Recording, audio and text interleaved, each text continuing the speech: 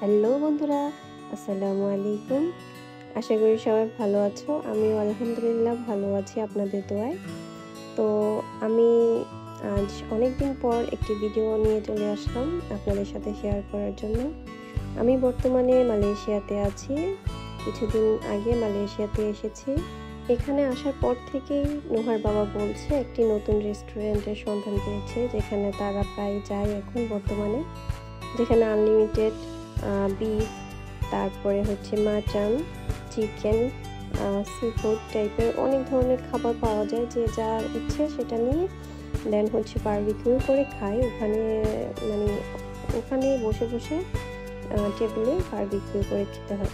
ঠিক আছে, ওখানে নিয়ে যায়, বাট সময় হচ্ছিল না, বিভিন্ন ধরনের ঝামেলা প্যারার মধ্যে ছিলাম, দ্যাটস ওয়ে যাওয়া হয়নি।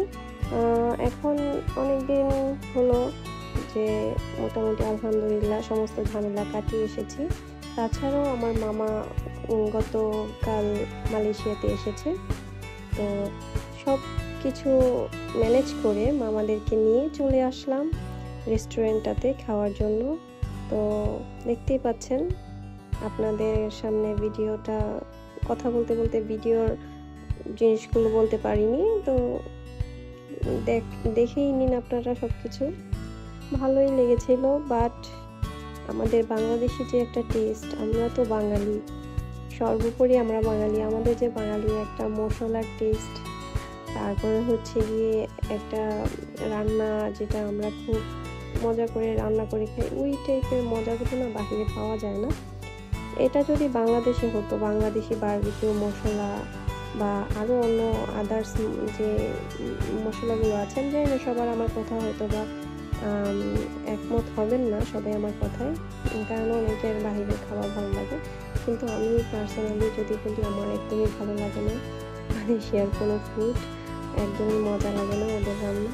আমি বাঙালি, আমি বাংলাদেশের রান্না খেতে পছন্দ করি। আমার তার জন্য মালয়েশিয়াতে আসলে খুবই কষ্ট হয়, কারণ নিজেকে রান্না করে খেতে হয়, নয়তো বাংলা হোটেলে গেলেও মজা পাওয়া যায় না, কারণ তারা ফ্রোজেন সব কিছু রান্না করে 2 নম্বর জিনিস বেশিরভাগ দিয়ে রান্না করার ট্রাই করে। দ্যাটস ওয়াই আমি যখনই মালয়েশিয়াতে আসি নিজেই রান্না করে খাই। তো আমরা এখানে সি ফুড টাইপের কিছু নিলাম, কাঁকড়া, তারপরে চিংড়ি, তারপরে এখানে অক্টোপাস ছিল, অক্টোপাসও নেওয়া হয়েছিল, বাট অক্টোপাসের টেস্টটা আমার কাছে ভালো লাগেনি। এখন আমি যেটা নিচ্ছি এটা হচ্ছে খাসির মাংস। ওরা এখানে মশলা দিয়ে ম্যারিনেট করে রেখেছে। খাসির মাংস নিয়ে নিলাম। এটা হচ্ছে বিফ। যে যার যার পছন্দ মতো প্লেট সাজিয়ে নিয়ে যাচ্ছি। আমারটা আমি করছি, নুহারটাও আমি করছি। নুহার বাবারটা নিচ্ছে, মামাদেরটা নিচ্ছে।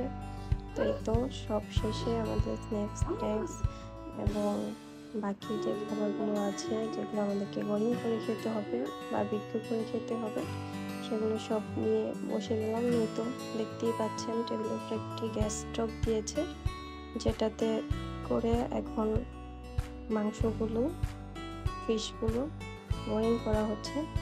এগুলো যখন হয়ে যাবে তখন হচ্ছে এগুলো খাওয়া যাবে।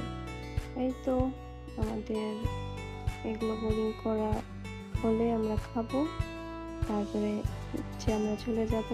এখানে আরও অনেক আইটেম ছিল, যেমন আইসক্রিম, ড্রিঙ্কস, সালাদ, এগুলো পরে আমাদের আনা হয়নি। তো এই তো এখন আমরা এগুলো আনতে যাচ্ছি। সালাদ আনার জন্য গিয়েছিলাম। এই তো নোহা বলছে আম্মু এখানে ড্রিঙ্কস আছে, জেলি আছে, আমাকে জেলি দিয়ে ড্রিঙ্কস দাও। আইসক্রিমও ছিল, 4 ধরনের ফ্লেভার ছিল আইসক্রিমের। তো এই তো এখানে সালাদের আইটেম ছিল, তো সালাদ নিচ্ছে নোহা। এই তো ছিল আমার ভিডিওটি যদি ভালো লাগে অবশ্যই লাইক, কমেন্টস এবং সাবস্ক্রাইব করে যাবেন আমার চ্যানেলে নেক্সট ভিডিওর জন্য। আল্লাহ হাফেজ।